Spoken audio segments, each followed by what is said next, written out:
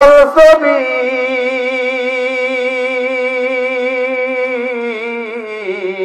সকাল বেলাকে উঠায় রে আবির রাঙ্গা রবি, জোরে জোরে বলেন মারহাবা।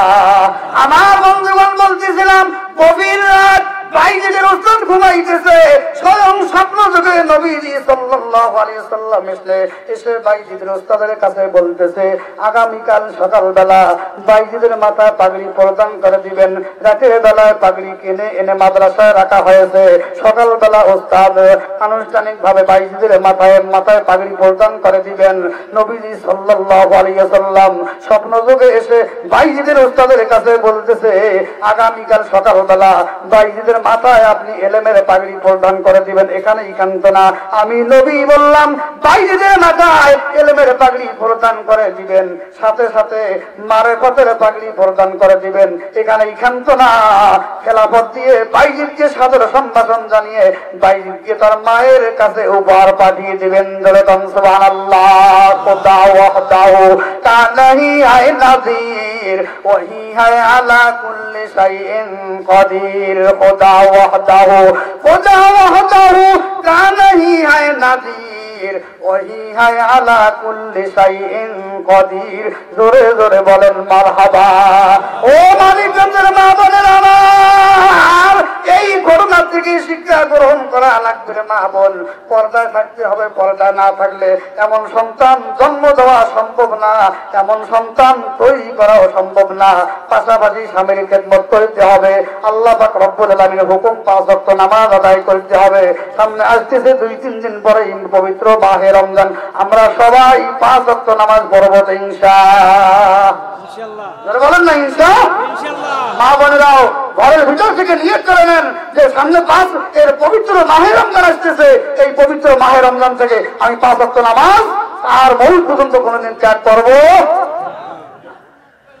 আমার বন্ধুগণ, এই যে আমি এখানে বসে কোরআন হাদিসের বাণী শুনতেছি মুসলমান, আমার আগামী 1 বছর পরে আবার এই মসজিদ কমিটির উদ্যোগে এই প্যান্ডেলের ভিতরে এই মাঠের মধ্যে এমন একটা সুন্দর আয়োজন যদি হয় রে মুসলমান, আমি এখানে যারা বসা আছি কারো বাবার কাগজ নাই যে গ্যারান্টি দেব আগামী 1 বছর পরে আবার মসজিদ কমিটির মাধ্যমে, মসজিদ কমিটির এলাকাবাসীর উদ্যোগে এখানে যে কোরআন হাদিসের আলোচনা হবে, এই আলোচনার মধ্যে অংশগ্রহণ করতে পারবো, কোনো গ্যারান্টি আছে? আমার বন্ধুগণ, কত মানুষ গত রমজানে দুনিয়ায়, সামনে যে রমজান আসতেছে এই রমজানে তারা নাই, এর আগেই অন্ধকার কবরের বাসিন্দা, এখনো 2-3 দিন বাকি। আমি এই যে রমজান আসতেছে পাবো কিনা কোনো গ্যারান্টি? কথা বল না, কোনো গ্যারান্টি আছে? নাই, কোনো গ্যারান্টি নাই রে মুসলমান। সেই জন্য ইন্না যালিকা মিন আজমিল উমুর, লোকমান আলাইহিস সালাতু ওয়াস সালাম যেমন সন্তানকে বললেন, ও আমার সন্তান, ইয়া বুনাইয়া আকিমিস সালাতিন 24 ঘন্টার ভিতরে 5 ওয়াক্ত নামাজ আদায় করবা, মানুষদেরকে ভালো কাজের দিকে আহ্বান করবা। আমি 5 ওয়াক্ত নামাজ আদায় করব, মসজিদে যখন আসবো অন্য মানুষদেরকে আহ্বান করব, ভাই চলেন নামাজের সময় হয়ে গেছে, নামাজ পড়ার জন্য যাই। আমি রমজান মাসে দিনের বেলা রোজা রাখবো, যারা রোজা রাখে না ওয়ামুর বিল মারুফ, তাদেরকে সুন্দর করে বুঝায় বলবো, বাবা জান কিবা যুবক ভাইরা আমার, আপনি সুন্দর করে বুঝাবো যে রোজা রাখেন। এই রমজান বিদায় হয়ে গেলে আগামী রমজান পাবো কিনা কোনো গ্যারান্টি নাই। আপনার আমার বলার দায়িত্ব, মানুক আর না মানুক পাল্লু আন্নি বলা হইয়া আপনার আমার দায়িত্ব আদায় হয়ে গেল।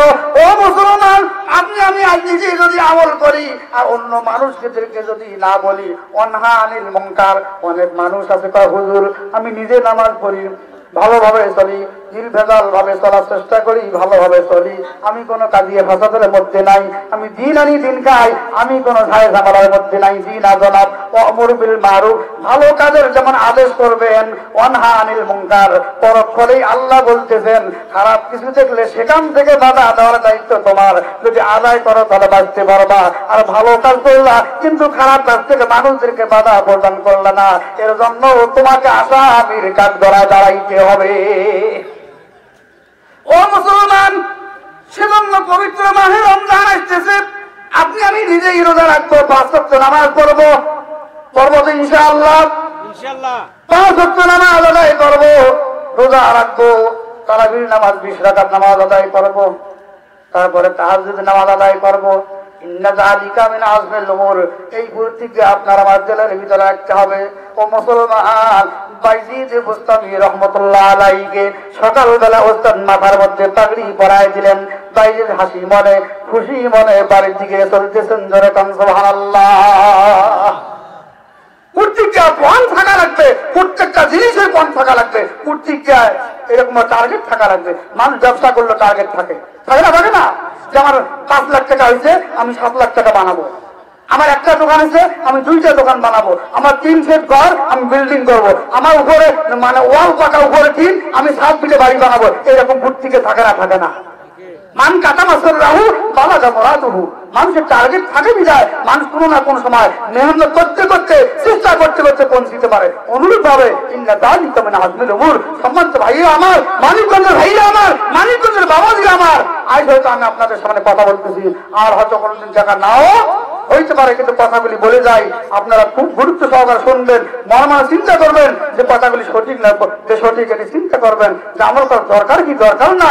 এই রমজান আসতেছে, রমজান এখনো গ্যারান্টি নাই পাবো কিনা, যদি পেয়ে যাই আগামী রমজান আপনি আমি পাবো কিনা কোনো গ্যারান্টি নাই, যেহেতু মরতেই হবে। To day tomorrow Kullu নাফসিন যায়িকাতুল Maut, marriage মোরটাল, এবং দুনিয়ার জমিন থেকে বিদায় হওয়া লাগবে, আল্লাহ পাক রব্বুল আলামিনের কাছে ধরা দিতে হবে। সেজন্য 100% শিওর এবং পিওর ঈমান নিয়ে অন্ধকার কবরের বাসিন্দা হইতে চাই না? চাই না? চাই না? চাই না? তাহলে বাইজিদ বুস্তামের মায়ের কি ছিল? জেলের ভিতরে পণ ছিল, পণ ইচ্ছা ছিল, প্রতিজ্ঞা ছিল যে আমার সন্তান হাফেজ কোরআন হবে, আমি না হয়ে দুনিয়ার জমিন থেকে বিদায় হয়ে অন্ধকার কবরে চলে যাব। আমার সন্তান ফজরের নামাজ পড়ে যখন মুনাজাত যখন হাত তুলবে, আমার সন্তানের পৃথিবী আর কারো কথা মনে না পড়লো, আমার সন্তানের মনে পড়ে যাবে আহারে আমার মা দুনিয়ায় নাই। তখন আমার সন্তানের মুখ থেকে এমনিতেই বেরিয়ে আসবে রব্বির হামহুমা কামা রব্বায়ানি সগীরা। বলেন বলেন, রব্বির হামহুমা কামা রব্বায়ানি সগীরা। এই দোয়া আল্লাহ শিখাই দিয়েছেন। আল্লাহ বলতেছেন, কোন সন্তানের যদি মা মৃত্যুবরণ করে কবরের বাসিন্দা হয়, কোন সন্তানের যদি বাবা মৃত্যুবরণ করে অন্ধকার কবরের বাসিন্দা হয়, আর সন্তান যদি মা বাবার কবরের পাশে দাঁড়িয়ে 11 বার দরুদ শরীফ পড়ে, সূরা ফাতিহা পড়ে, সূরা ইখলাস পড়ে, আল্লাহ পাক রব্বুল আলামিনের দরবারে দুটি হাত উত্তোলন করে, 2 চোখের 2 ফোঁটা গরম অশ্রু ছেড়ে দিয়ে আল্লাহর বান্দা ওই সন্তান যদি আল্লাহ পাক বলতেছেন আমি আল্লাহর কাছে আমার শিখানো দোয়াটা যদি বলতে থাকে, রব্বির হামহুমা কামা রব্বায়ানি সগীরা। আমার বন্ধুগণ, আল্লাহ পাক রব্বুল আলামিনের ওই বিধান মহাগ্রন্থ আল কোরআনুল কারীমের মাধ্যমে আল্লাহ তাআলা দুনিয়ার সমস্ত সন্তানদেরকে দোয়া শিখায় দিচ্ছেন।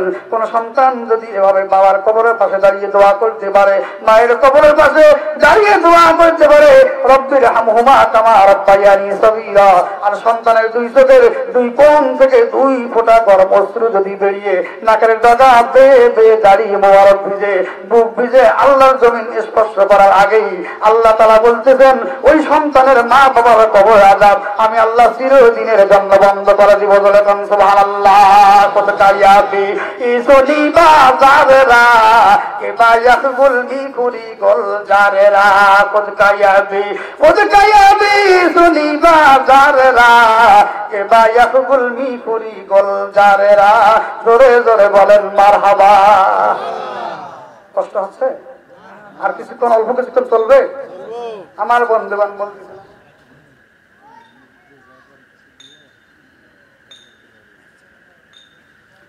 অল্প কিছু সময় দিতে রাজি আছি ইনশাআল্লাহ। আল্লাহ তাআলা বলতেছেন 100% শিওর এবং পিওর ঈমানওয়ালা হয় আমার কাছে আসো। খুব গভীর মনোযোগ, শেষ করে দেব গভীর মনোযোগ। 100% শিওর এবং পিওর ঈমানওয়ালা হয় অন্ধকার কবরে আসো। আমার মা বোনেরা গভীর মনোযোগ, 100% শিওর এবং পিওর। খুব ভালো করে শোনেন। আমরা বাজারে যাই, বেগুন কিনতে গেলে বেগুনটা টিপে দেখি, এপাশে ঘোরাঘুরি করে দেখি পচা আছে না ভালো আছে, ঠিক না বেঠিক? আলু কিনতে গেলেও আলু দেখি পচা না ভালো, বেগুন কিনতে গেলেও বেগুন দেখি, মাছ কিনতে গেলেও দেখি মাছটা তাজা না নষ্টর পথে। আমার বন্ধুগণ, দুনিয়ার জমিনে সাধারণ জিনিস যদি আপনি আমি বাঁচি, তাহলে অবশ্যই অবশ্যই ইমানওয়ালা হয়ে অন্ধকার কবরে যাব। এই তরং তরং ইমানওয়ালা হয়ে গেলে চলবে না। আল্লাহ পাক বলতেছেন 100% শিওর এবং পিওর ইমানওয়ালা হয়ে আমি আল্লাহর কাছে ধরা দাও। ধরে কোন সুবহানাল্লাহ। আমার মুসলমান ভাইরা, খুব অল্প করে শোনায় দেয়, আল্লাহ রব্বুল আলামিনের বিখ্যাত ওলি নাম হচ্ছে আবু মুসলিম আল খাওলাবী রাহমাতুল্লাহ আলাইহি। গভীর মনোযোগ, আল্লাহ তাআলার বিখ্যাত একজন ওলি, নাম কি বললাম?